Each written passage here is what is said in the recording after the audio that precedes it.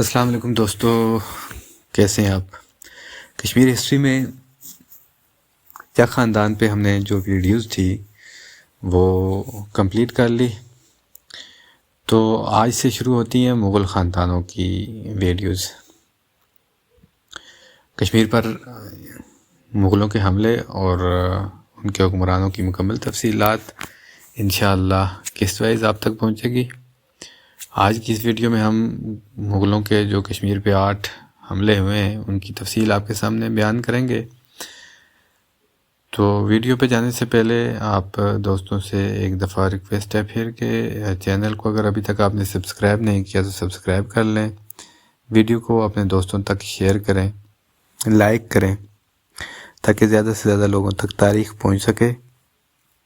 ایک اور چیز جس کا میں ذکر کرنا چاہ رہا ہوں وہ یہ ہے کہ میری کوشش ہے کہ تاریخی کشمیر جو میں نے پڑھی ہے اس کو میں جتنا ممکن ہو سکے اپنی حد تک میں جتنی میری توفیق ہے اس کے مطابق میں آپ تک پہنچا سکوں۔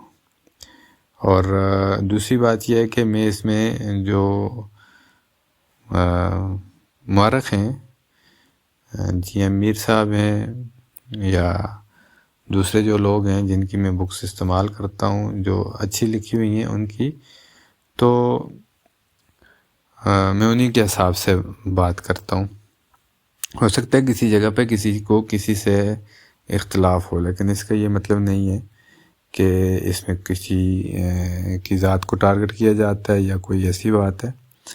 دوسری اس میں جو بات ہے وہ یہ کہ مقصد بنیادی طور پہ تاریخ عام آدمی تک پہنچانا ہے، تو جس کا جتنا شوق ہوگا وہ اس میں مزید تحقیق کر کے اپنے حساب سے تاریخ کو پڑھ لے گا، چونکہ آج تک اس طریقے سے مکمل جو تاریخی کشمیر ہے وہ یوٹیوب پہ آپ کو نہیں ملتی، بلکہ گوگل پہ بھی صحیح طریقے سے نہیں ملتی۔ انشاءاللہ یہ گوگل پہ بھی اور یوٹیوب پہ بھی آپ کو ملے گی۔ تو آج کی ویڈیو کی طرف چلتے ہیں۔ ویڈیو میں مغل بادشاہوں کے حملوں کا ذکر ہے، تو اس میں شک نہیں کہ مغل شہنشاہیت بابر کے زمانے سے کشمیر کی مملکت کو اپنے زیر اقتدار لانے کے لیے نصف صدی تک بار بار حملہ آور ہوتی رہی اور اسے بار بار ناکامی کا سامنا بھی ہوتا رہا۔ مغلوں کو آخرکار اس وقت کامیابی حاصل ہوئی جب کشمیر کے اس وقت کے چند مذہبی رہنماؤں نے انہیں خود دعوت دی اور اس میں جارحیت میں ان کے مددگار بنے۔ یہ بھی ایک ضروری امر ہے کہ کشمیر پہ جب بھی بیرونی حملہ ہوا تو کشمیر کے اندر سے اس کو سپورٹ ملی۔ مغلوں کا جو پہلا حملہ تھا وہ بابر نے کیا۔ بابر نے اقتدار سنبھالتے ہی سب سے پہلے کشمیر کو اپنی قلم رو میں شامل کرنا چاہا۔ اس نے کوچک بیگ ازبکی اور شیخ علی ترک کی کمان میں ایک لشکر جرار کشمیر کی تسخیر کے لیے بھیجا۔ یہ لشکر نوشہرہ پہنچا تو یہاں کاجی چک ایک پناہ گزین کی حیثیت سے زندگی گزار رہا تھا۔ اس نے آس پاس کے علاقوں سے کچھ فوج اکٹھی کی اور مغل افواج کے مقابلے کے لیے تیار ہو گیا۔ مغل لشکر کے ساتھ پہلا معرکہ یہیں ہوا۔ کاجی چک کے 2 بیٹوں حسین خان اور غازی خان نے بہادری کے جوہر دکھائے اور جارے افواج کا ڈٹ کر مقابلہ ہی نہیں بلکہ جوابی کارروائی کر کے انہیں پسپا کرنے پر بھی مجبور کر دیا۔ اس طرح سے مغل اپنے پہلے حملے میں ناکام لوٹے۔ کاجی چک کشمیر آیا تو اس کا شاندار استقبال کیا گیا۔ مغلوں کا دوسرے حملے میں محمد شاہ کو اس وقت تخت سے اتار کر ابراہیم شاہ کو بٹھایا گیا تھا۔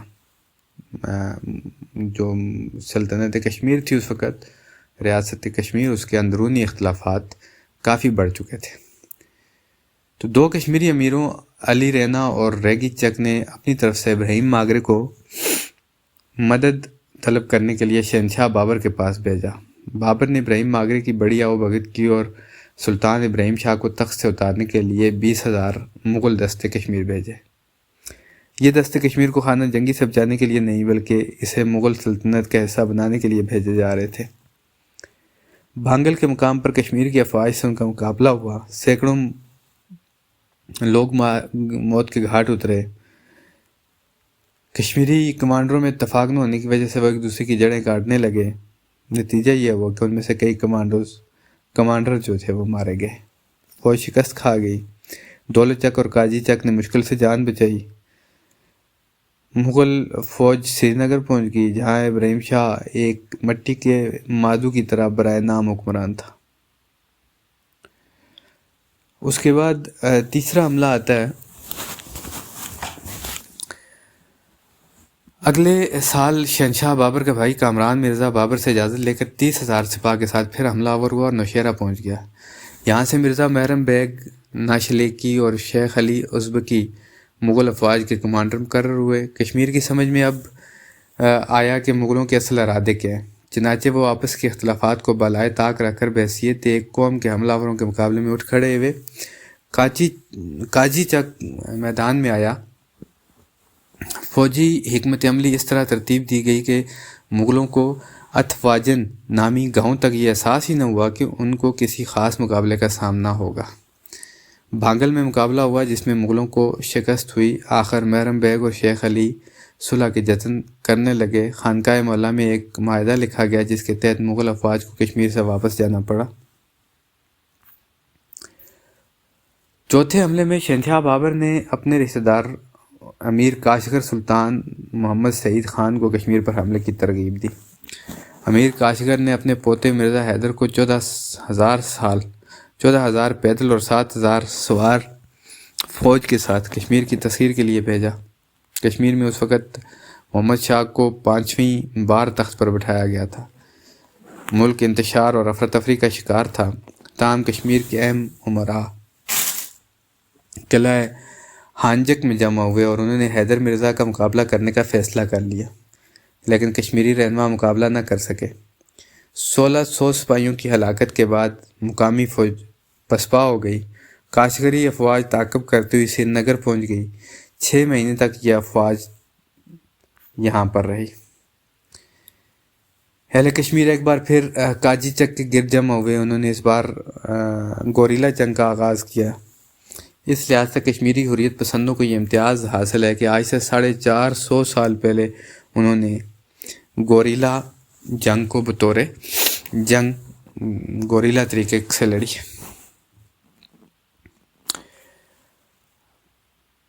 کسانوں نے اس وقت جنگلوں اور پہاڑوں میں پناہ لی ہوئی تھی، وہ فصلیں کاشت نہ کر سکے۔ نتیجہ یہ ہوا کہ کشمیر میں زبردست قحط پڑا اور بڑی آبادی جو تھی وہ اس میں فنا ہوئی۔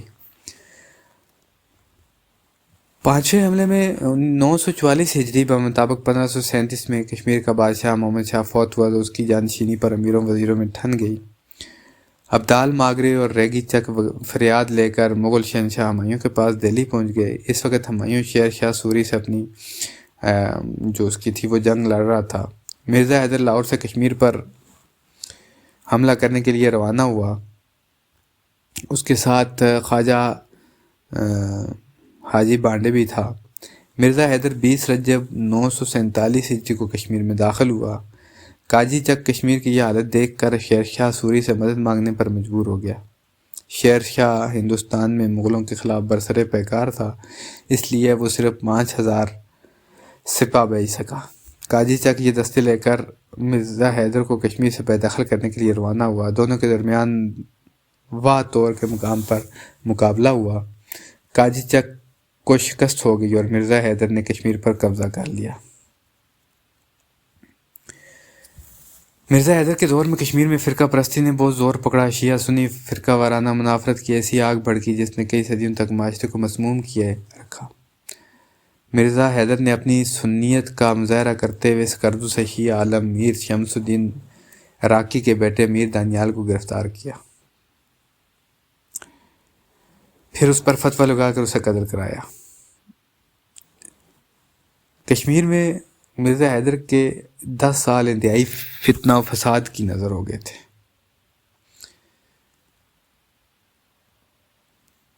اس کے بعد کشمیر کا جو چھٹا حملہ ہے 1554 میں 961 ہجری میں کشمیر میں چونکہ شامیری خاندان کے بعد چک خاندان آیا، اس کا 216 سالہ اقتدار ختم ہوا، تو چک خاندان کو گرانے کے لیے بہت سے لوگ سرگرم عمل تھے۔ ادھر ہمایوں کا انتقال ہو گیا۔ اس ماتمی ماحول ہونے کے باوجود مغل دربار نے مرزا ابو المالک کو مغل افواج کے ساتھ کشمیر کو تسخیر کرنے کے لیے بھیجا۔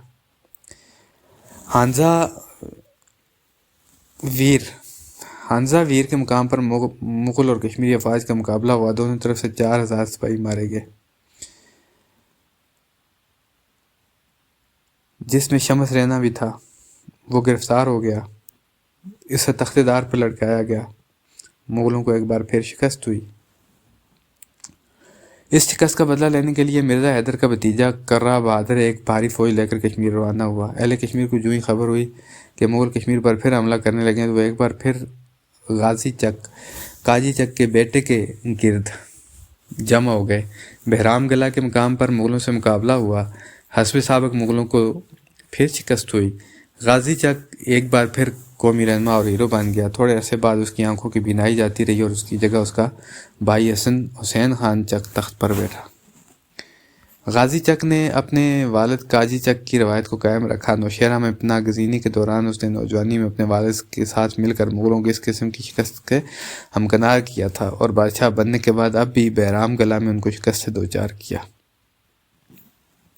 مغلوں کا 8واں حملہ کشمیر کے فرما روا یوسف چک کو دارالحکومت میں مغل شہنشاہ اکبر کے ایک شاہی فرمان پہنچا، جس میں یوسف شاہ کو حکم دیا گیا تھا کہ وہ شہنشاہ کی بارگاہ میں فرش بوسی کے لیے حاضر ہو۔ خط میں تحریر تھا: ہمارے پاس بہت عرصے آپ کی مملکت سے کوئی خیر خبر نہیں پہنچی وغیرہ۔ گویا مغلوں نے آج خود ہی کشمیر کو مغلوں کے زیر نگین مملکت تصور کر لیا تھا۔ یوسف شاہ نے اپنے وزیروں اور امیروں کا اجلاس طلب کیا اور معاملہ ان کے سامنے رکھا۔ درباریوں کو متفقہ رائے سے، خاص کر وزیر اعظم مرزا قاسم کے مشورے سے، شہزادہ یعقوب خان کو طائف دے کر اکبر کے دربار میں بھیج دیا گیا۔ ان طائف میں 40 شالیں، 113 رفتار گھوڑے اور زعفران شامل تھے۔ مغل شہنشاہ کو یہ بات کچھ پسند نہ آئی۔ شہزادہ یعقوب کا کوئی خاص استقبال نہیں کیا گیا۔ اس نے یہ ساری صورتحال اپنے والد کو لکھ کر بھیج دی۔ اکبر بادشاہ کابل کی تیاریوں میں تھا۔ اس نے شہزادہ یعقوب خان کو اپنے ساتھ لیا۔ لدھیانہ پہنچ کر اس نے حکیم علی اور صالح عقل نامی 2 اشخاص کو یہ حکم دے کر کشمیر روانہ کیا کہ یوسف خان کو سالتن لاہور حاضر کرے۔ یعقوب خان نے جو ہی اکبر کے یہ تیور دیکھے، وہ ان کاسوں سے پہلے اجازت لیے بغیر کشمیر روانہ ہو گیا اور اپنے والد کے پاس پہنچ کر اکبر اعظم کے ارادوں سے آگاہ کیا۔ یعقوب خان اس طرح سے جانے سے اکبر آگ بگولا ہو گیا۔ ادھر اس کے قاصدوں نے سری نگر سے اسے یہ اطلاع بھیجی کہ یوسف شاہ اکبر شاہی دربار میں حاضر ہونے سے ٹال مٹول کر رہے۔ اکبر کے لیے اپنا ہی کافی تھا، اتنا ہی کافی تھا۔ اس نے راجہ بھگوان داس کو 40,000 افواج کے ساتھ کشمیر پر حملے کا حکم دے دیا۔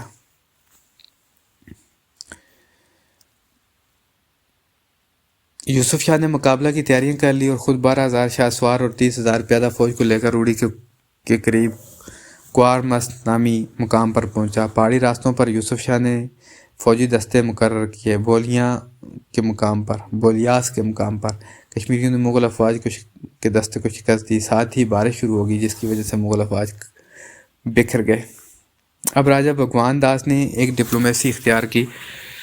اس نے یوسف شاہ کے پاس قاصدوں کے ذریعے پیغام بھجوایا کہ اگر اس بار مغلوں سے کوئی شکست ہوئی تو کیا ہوا، اگلی بار اکبر 1,00,000 سپاہی کے ساتھ حملہ آور ہوگا، ان کے پاس کشمیر کی سرزمین کو رون ڈالیں گے، ان کے پاؤں کشمیر کی سرزمین کو رون ڈالیں گے۔ ساتھ ہی وہ یوسف شاہ پر زور دیتا رہا کہ آپ ایک شہنشاہ اکبر کی ملاقات کے لیے چلے جائیں، نہ تو آپ کے لیے کہ ملک پر قبضہ ہوگا اور نہ آپ سے حکمرانی چھینی جائے گی۔ یوسف شاہ اپنے فوجی کمانڈروں، وزیروں اور رشتہ داروں سے پوچھے بغیر بھگوان داس کی تجویز کے مطابق اکبر کی ملاقات کو چلا گیا۔